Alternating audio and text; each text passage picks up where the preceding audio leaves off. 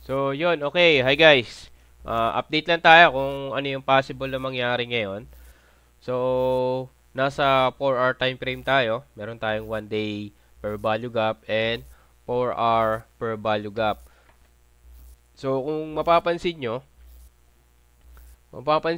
yung 4-hour per value gap natin, so, still, for me, rejected pa rin yan. Kasi, kakaano lang nito eh. So, itong candle na to, matatapos to ng ah ano pa, 12 o'clock pa. So, 12 a.m. So, kung titignan natin sa 1 day time frame, so nasa loob pa rin siya nung per value gap zone. So, ang titignan natin talaga dito yung 1 day time frame. So, once na mabasag yung 1 day time frame na yan, possible mag-bounce back to ulit dito sa 110. So, ayun yung possible na kunin yan. So, check natin dito sa 1 hour. So, kung papansin niyo sa 1 hour, nabasag niya itong 4 hour per value gap, oh. Nagkaroon ng breakout dito. So, ngayon, nag-retest dito, nag-bounce back. So, ngayon, check natin kung babasagin niya yung 1 day per value gap. So, once na binasag yung 1 day per value gap na yan, possible, kunin niya yung 110 ulit. So, ayun yung nakikita natin dito. So, nag-plot tayo sa 1 day.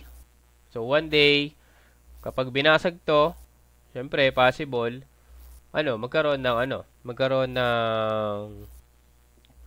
momentum or dire-diretsong momentum nung bearish. Tapos, ang possible na balikan is itong 1 day per value gap na 102 252.8 na per value gap natin. So, yan yung possible na balikan. Pero, kung mapapansin nyo, nagkaroon tayo ng form dito na kapag binalikan niya to, so, possible double top. So, kapag binalikan niya yan, so, magkakaroon tayo ng double top dito. So, kung babalik to pababa, possible, bumaba pa siya. So, possible kunin yung 100k dito. Pero kung babasagin niya yan, ang possible na kunin yan is si 110. So, yan yung possible na kunin niya. So, nasa 1 day per value gap tayo. So, dito sa 1 hour, yan, kung mapapansin nyo, bullish yung possible na mangyari sa 1 hour. Pero, syempre, ang inaantay natin mabasag dito is itong 1 day per value gap. So, kapag hindi niya nabasag yan, possible bumaba yan. Pero kung mapapansin nyo, na-break yung 4 hour per value gap, bumaba, nag-retest, possible yan, umangat. So, ang aabangan natin kung makukuha yung per value gap or mababasag yung 1 day per value gap natin. So, kung mababasag yan, possible kunin si 110. So, that's for BTC. So, next kay ETH. So, kay ETH, meron tayong 1 day pa rin, ay 4 hour, tsaka 1 day per value gap. So, punta muna tayo sa 1 day per value gap. So, kung mapapansin nyo, 1 day per value gap, tsaka 4 hour, pares lang sila ng support. So, ang support nila is 2644.89. So, ngayon, currently market is 2650.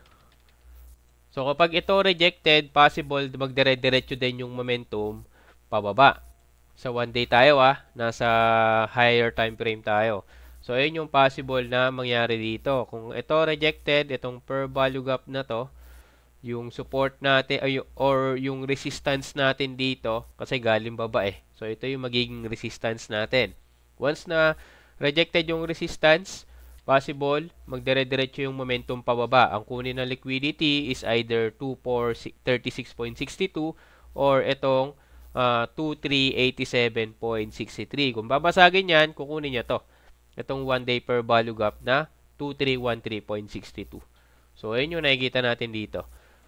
So, kung mapapansin nyo sa higher time frame, nagre-retracement lang siya dito sa sa per value gap.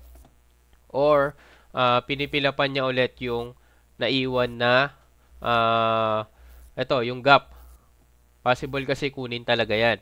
Ngayon, ang titignan nga natin kung babasagin or re-reject. Kapag rejected, dire-diretso baba. Kung babasagin, dire-diretso angat. So, ito, kung babasagin niya itong 4R, tsaka yung 1 day per value gap, ang possible na makita natin dito is si 3K. So, si 3K yung possible na makita natin dito. So, sa 1 hour time frame, yan, ang titignan natin dito, yan. Kung itong candle na to is magiging rejected. So, currently, 2643. So, check natin kung rejected to. Nasa 1041 tayo. So, kapag siya naging rejected, possible, bumaba, kunin yung liquidity. Pero kung babasagin niya yan nga, yung 4R tsaka 1 day per value gap, kukunin niya yan. Possible kunin niya na si 3K or C28. So, that's for ETH. So, kay XRP naman, so, punta tayo sa 1 day. Higher time frame muna tayo kay XRP. So, currently, XRP, yan, above na siya dun sa 1 day per value gap. So, ngayon, ang titignan natin, itong violet na yan is 4R per value gap. So, kapag ito rejected, possible, kung rejected to, possible, bumaba to. Possible, kunin niya tong liquidity. Balikan niya yung liquidity na 2.0822. Pero kung babasagin niya yan, so ito yung kukunin niya liquidity sa taas. So, ayan yung possible na kunin niya liquidity. Either yung 2.33.86 or itong nasa taas pa na 2.4799. So, ayan yung pwede nating abangan dito kay XRP. So, kung mapapansin nyo, 4-hour time frame, paangat yung market. So, sa 1-hour time frame, same lang din, paangat yung market. Pero kung mapapansin nyo dito, yan, pwede rin tayo maglagay ng per value gap kasi dito sa 1 hour. Pero mas maganda yung per value gap natin nasa higher time frame. Para mas makita natin kung saan talaga yung direction nung or possible direction ng market. So, 1043. So, check natin. Kasi, yun yung sabi natin nakaraan, di ba? Na ngayong gabi is yung magiging galaw nung market. So, hindi natin alam kung diretso siya or magiging rejected. So, that's for XRP. So, sa Solana, for Solana, so, kung makikita nyo, 1 day per value gap, nasa per value gap zone yung market. So, ang 1 day per value gap natin is si 159.185 at saka si 152.529. So, kung ito babasagin, possible na kunin itong liquidity na 168.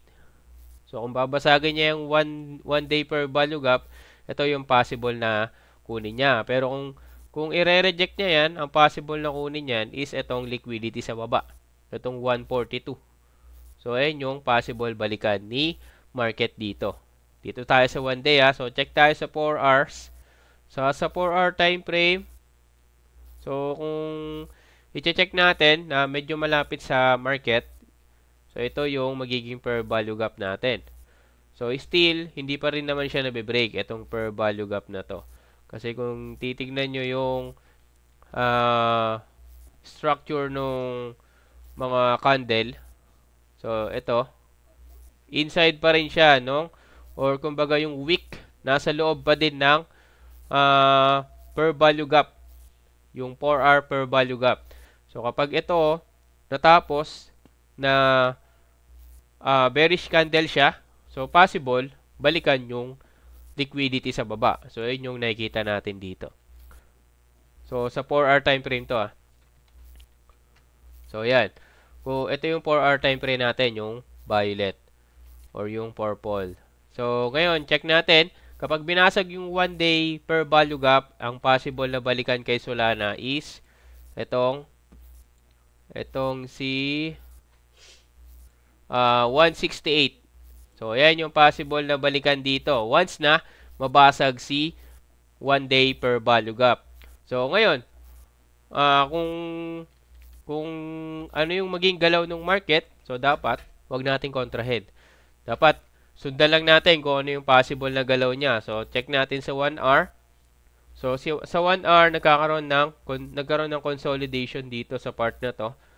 So nilalaro lang yung per value gap natin dito sa 4 hour tsaka 1 day. So nasa loob sila ng zone. Yung market nasa loob ng per value gap zone ng 4 hour tsaka 1 day. So dito natin malaman yan kung babasagin niya ba. Kung babasagin niya, kukunin yung liquidity na 168. Kung i-reject, possible kunin yung liquidity sa baba na 142. So yun lang. Nag-update lang tayo. So wala namang ganong news ngayon sa ano. So ang lumabas lang na news is yung sa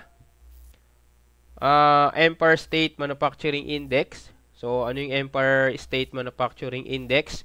So isa sang leading economic indicator ng manufacturing activity sa New York.